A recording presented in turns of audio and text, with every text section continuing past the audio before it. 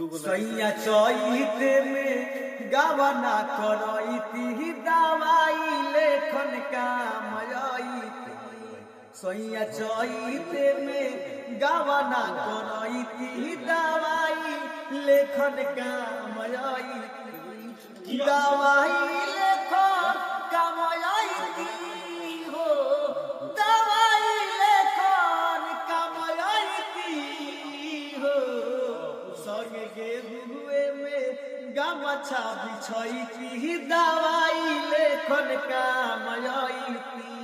सैया चैते में गवना करैती दवाई लेखन कामयती। अरे रौरा करती कटनी हो खाना लेके जाईती।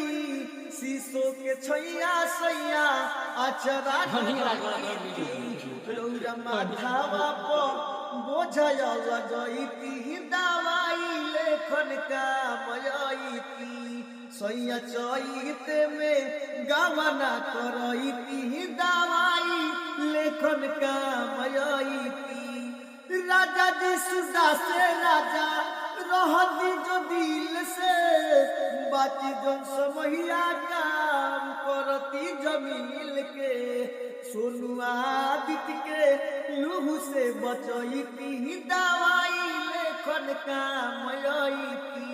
सैया चैते में गवना करैती दवाई लेखन कामयती। लाओ जाई